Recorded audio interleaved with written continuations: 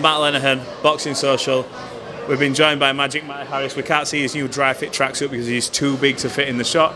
But Matty, we're here at Wasserman event, Harlem Eubank main event. But let's talk about you. We've seen a lot of shots about you in the camp with Derek Chisora.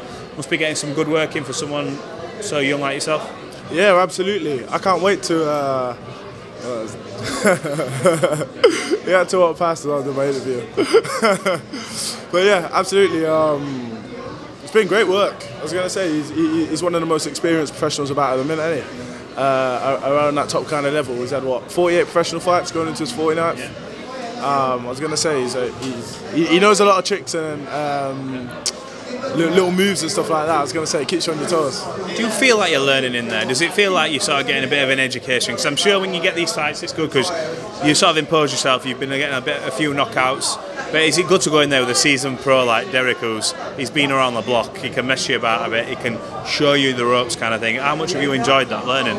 Oh, absolutely. I was going to say, I learn a lot every time I go in there with him. Just like, yeah, again, what was it, my last spar with him today? No, the other day. I was going to say, even in the last few spars and that, I'm still picking up things. I've been with him for what, 5 weeks? Yeah. Something like that. So, yeah, he's got a lot of, he's like, what's it called? He's like a wise old dog, isn't he? You know what I mean? I was going to say, like, he's obviously, with Derek, he's not going to learn no new tricks, but what he does, he's good at. Yeah. And I was going to say, he knows he ain't going to go in there and try and outbox Tyson Fury. He knows he's got to go in there and knock him out. And Derek can fight, and that's what he's going in there to do. He's going in there to fight him. Yeah. Do you know what I mean?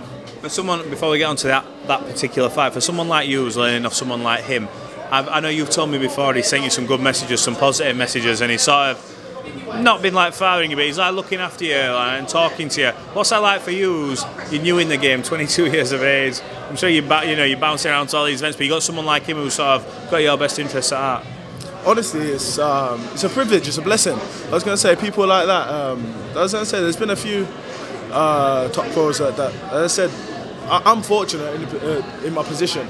Because I'm half decent at what I do as well, that kind of, I imagine it helps along. Fucking hell. You are fucking hell. You don't have to ask this man to blow his own trumpet. Give him fucking 2 minutes 33 and he's fucking done it already.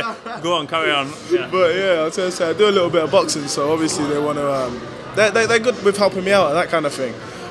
Derek, I was going to say, he's taking us out for breakfast. One of the stories, this is quite a nice one, yeah?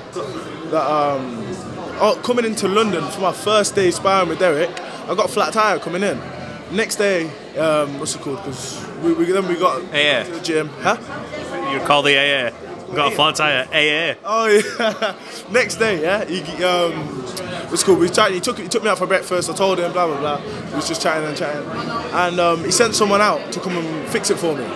Do you know what I mean? Like off his own back, he didn't need to do that. Yeah. It's just one of them nice things. But I was gonna say, everyone sees the watches or that kind of guy. Yeah. Obviously, he is a serious guy. He's really about it, but he's actually a very nice guy. He's a proper gentleman, and anyone that has met Derek on a personal level will be able to say the same thing. I have to say, I never really had a proper conversation with him until Saudi Arabia for Joshua Usyk, and it completely aligns with what you've just said. Like from the outside looking in, you're a bit tentative because you're not always sure, but he's a good guy, and obviously he's trying to now put money on the table for his kids and provide for the future. But how many guys do you know with double-figure losses, headlining, fighting for a world title?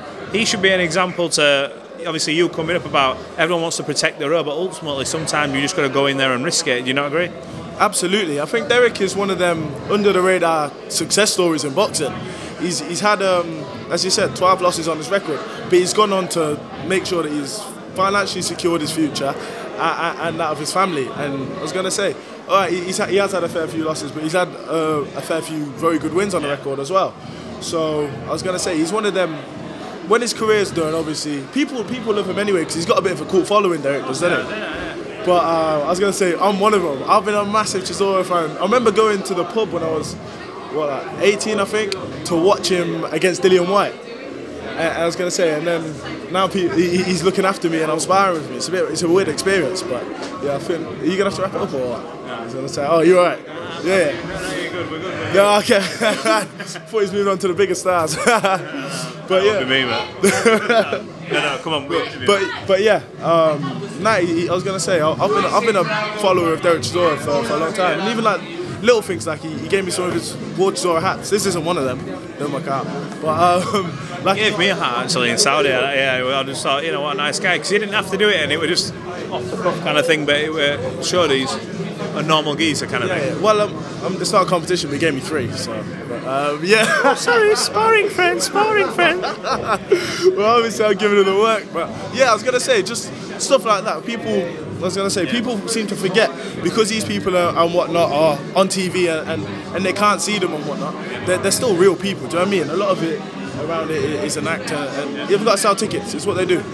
But I was gonna say there is a real person on the other end of that. You know what I mean? And he is actually such a lovely bloke. He's one of the most genuine, nice people I've come across in boxing so far. He's actually gone from sort of, I won't say like zero to hero or villain to hero, but coming up he was portrayed as a villain, the bad boy. But when he comes out to Hotel California at the O2 and everyone sings his name, there's not a person in there, whether they want the other guy to win or not, who doesn't sing along. He's there and they're invested in him. And that shows sort of how far he's come. Look, let's talk about you next week on the undercard of Josh Kelly, Troy Williamson, another good card that you're on. You're going to have to go up against a guy who's got a bit of a winning record. Talk to me how preparation's going and how you feeling. Yeah, absolutely. I'm ready. I've had 5 good weeks sparring with Chisora and some of the other lads in the camp. Gerald Washington as well. Yeah, absolutely. I got some good rounds with him. So yeah, I was going to say, I'm ready. It's starting to coming off the back of back-to-back camps now. So after this, I'm looking forward to having a little break over Christmas. But then I'm not sure how much of a break I'm going to get. Tell people who've never watched you before why they should tune in to watch Matty Harris. Obviously, I've seen you firsthand. I think I was there for your highlight knockout reel on the Marshall FMK Herman's card. Didn't do it in the round I wanted, but yeah, but all the same, highlight reel knockout. Why should people tune in to watch you? If they've not seen you fight before, why are they tuning in to watch you? First of all, if anyone's wondering what he's referring to, it's a prime example of why you shouldn't gamble. You advised it, you mug. But yeah, well, I was not supposed to know I was going to go and nail him in the first round. Not me, but it was a good shot. It just hit it when it came, come off. I was going to say, there's not really much else to it, really. But yeah, well, wait. How much? Why people tuning into it? Why should people tune in to watch Matty Harris? Because I bring value for money every time. I was going to say, I'm going out there, and regardless of who it gets against, right now I can only ever knock over the people that I'm fighting. But every time I'm going out there, and I will continue to, as anyone else that can tell you that aspired me can tell you, I come in to fight. Do you know what I mean? I love doing this. I used to do this for free. So going in there and and get paid doing it in front of a crowd, this is my dream job. So I was going to say, every single time I will go in there and put it on the line. Yeah, look, one of the... Just add to that. Obviously, before anyone starts giving me stick, it's not going to be that tough this early on. But I was going to say, as the levels come up, I will deliver big knockouts, and yeah, I'll always wear my heart on my sleeve. Absolutely, and people got to remember, you haven't had an extensive amateur career like most of these fighters where they've had 50 fights. You're going into this raw off the back of fighting in fields and stuff like that. Look, everyone should tune in, watch Matty Harris, one of the youngest, hottest prospects heavyweights in the country at the minute. We'll give you that one, magic. And yeah, look forward to seeing how you get on next week. So thanks for talking to Boxing Social, appreciate it. Absolutely, always a pleasure, Matthew.